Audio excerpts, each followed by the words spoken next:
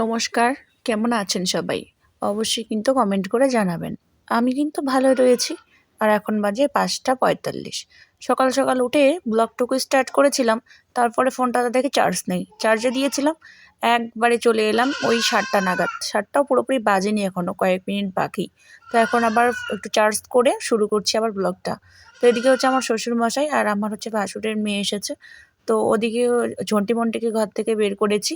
তারপর ওদেরকে একটুখানি চা করে দিলাম। তো ওদেরকে চা করেছি আর আজকে ব্রেকফাস্টে রয়েছে হচ্ছে ডিম টোস্ট বানিয়েছি।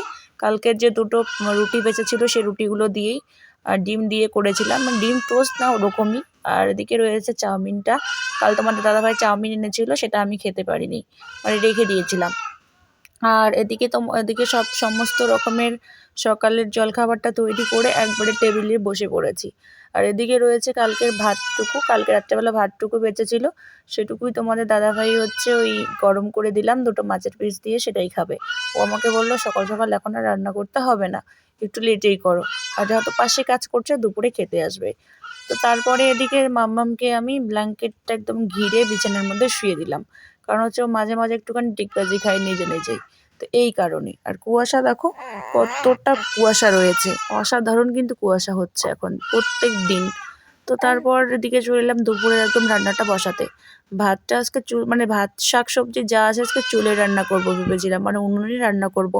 তো উনুনে ভাত বসিয়েছি। ভাত বসিয়ে পালং শাকটাকে মানে সমস্ত রকমভাবে যা সবজি টবজি বানাবো সেগুলো কুটে ধুয়ে টুয়ে নিয়েছি। নেওয়ার পরে এলাম পুজো দিতে। চলো পুজোটা দিয়ে নেই।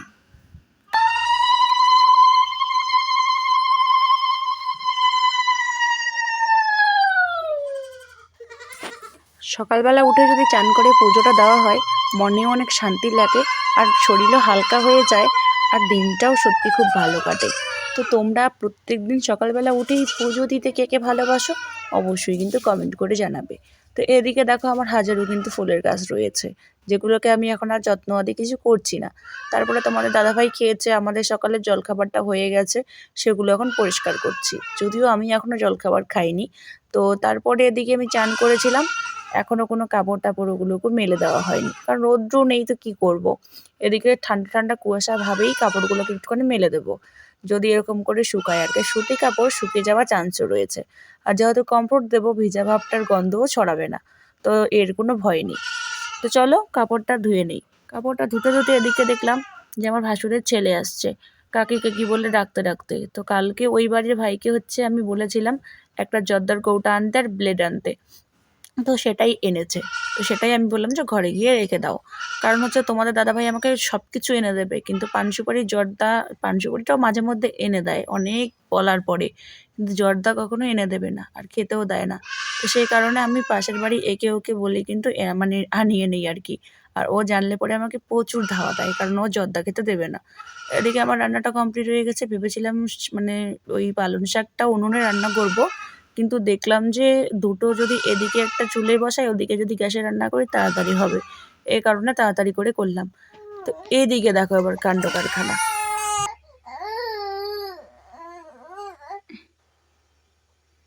বলিস বউ, বলিস বউ। আমার মেয়ে যদি পেচ্ছাপ পায়খানা করে কোনো দিন পা সোজা করবে না, আর শুধু মানে কি করছো চিৎকার তুমি করবে, বাবাই?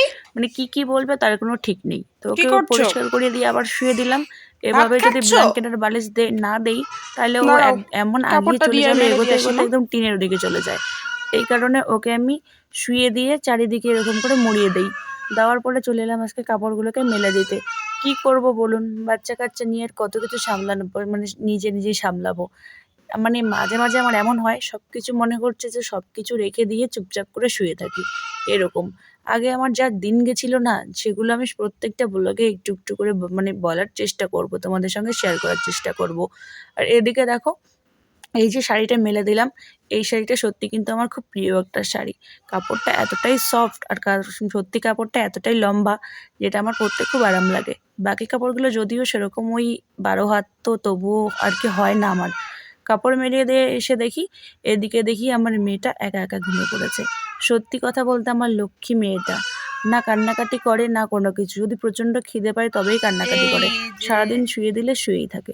ঘুম থেকে উঠিয়ে ওর একটা নতুন ড্রেস, এটা আমার বড় পিসি দিয়েছে, এই ড্রেসটা পরিয়ে দিলাম। আজকে নতুন জামা পরেছে আমার মাম্মা, কি খুশি কি খুশি। নতুন জামা পরেছে, নতুন জামা, নতুন জামা, নতুন।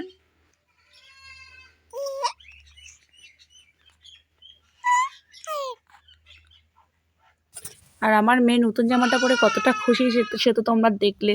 আর আমার মেয়েটা সত্যি এরকম মেয়ে পাওয়া হয়তো ভাগ্যের ব্যাপার। এই যে এখনো ৩ মাস মনে করে ১১-১২ দিন চলছে, মেয়েটা না আমার সেরকম কোনো কান্নাকাটি করেছে না কিছু। যখন খুব খিদে পায়, ঘুম পায়, তখন একটু ঘ্যানার ঘ্যানার করে, না হলে নেই। তারপর আবার মেয়েটাকে একটুখানি ঘুমিয়ে দিয়ে আমি এখানে বসে দেখছিলাম ছাগলদের খেলা। তো তারপরে হচ্ছে সেন্টার থেকে খিচুড়িটা দিয়েছে আর মাছ, তার সাথে পালং শাক একটুখানি নিয়ে খেতে বসেছি। সত্যি বলছি দুর্দান্ত লাগছে খেতে। এদিকে হচ্ছে ঝুন্টি মন্টিকে পাতা দিলাম, পাতা দেওয়ার পরে মেয়ে উঠে গেছিলো। আর মেয়ের আজকে এই যে লাল যে সোয়েটারটা দেখছো, এটা ওর দাদাই আজকে এনে দিল, মানে আমার শ্বশুরমশাই। সেটাও পরিয়ে দিল বাবা নিজেই।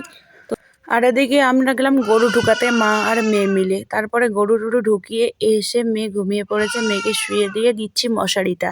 আর তোমাদের একটা কথা বলি, আমার ব্লগে কয়দিন খুবই ঝন্টি মন্টি চিৎকার শুনতে পাবে। মানে হচ্ছে আমাদের বাড়িতে যে ছোট মানে ছোট ছোট ছাগল ছানা দুটা যে আমার বর আমাকে কিনে দিয়েছে, সেগুলোর কিন্তু মানে প্রচণ্ড চিৎকার করতেছে। যেহেতু ছোট তো মাকে ছেড়ে এসেছে, এর জন্য প্রচণ্ড চিৎকার করছে।